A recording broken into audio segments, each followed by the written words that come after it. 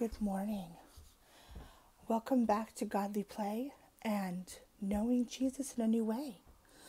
On the first Sunday in Easter, we learned how Jesus was known in his absence.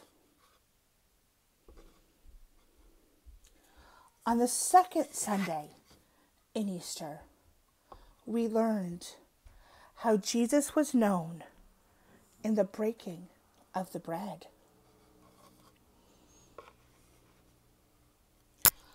On the third Sunday in Easter, we learned how Jesus was known in doubt.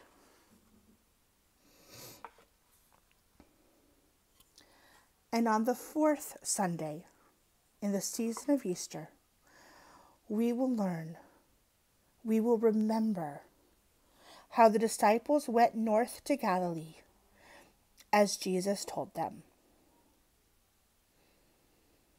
It was a long journey, some 80 miles. It took about 4 days to walk. Many of them were fishermen, so they went to the Sea of Galilee to rest.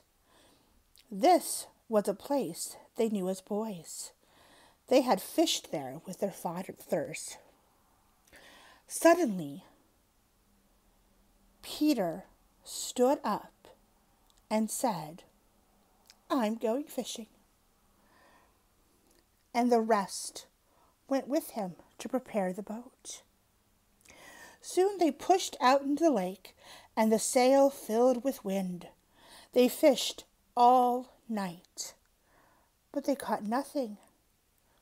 Still, the sound and smell of the lake comforted them.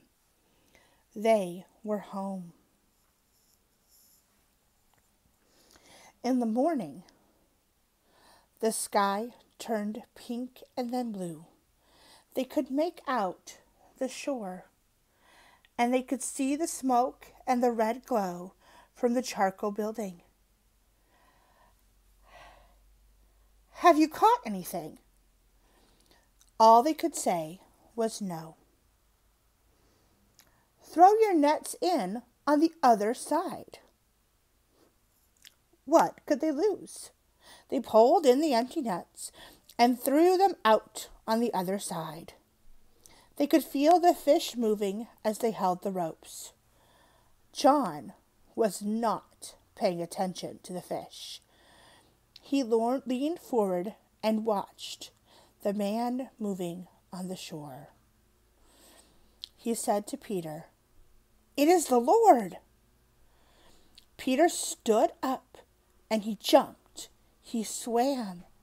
He felt the sand under his feet and waded ashore.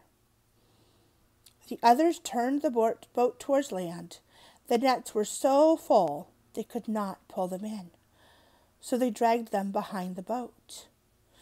As they walked towards the fire, the stranger called out, "Bring some fish." When they gathered around the fire, the stranger was no stranger. They all knew it was Jesus, and they were afraid to say anything. "Have some breakfast." There were fish cooking on the fire, and he gave them fish and bread.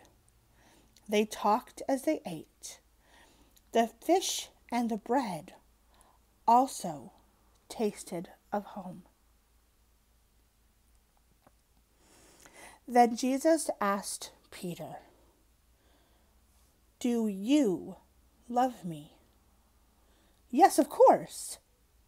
"Feed my lambs." "Do you love me?" "Yes." "Then tend my sheep."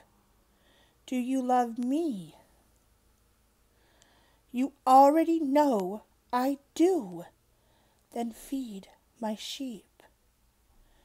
He then began to talk to Peter about growing old and how you need help in old age. Sometimes people tell you what to do, even if you don't want them to. Years later, they wondered if Jesus had been preparing Peter for his death in Rome as an old man. Jesus said, "Follow me." Did he mean all of them? No. Peter got up, and the two men walked off along the shoreline. Peter looked back and saw John following him. What about this man? Will he die like the rest of us? It is not for you to know such things.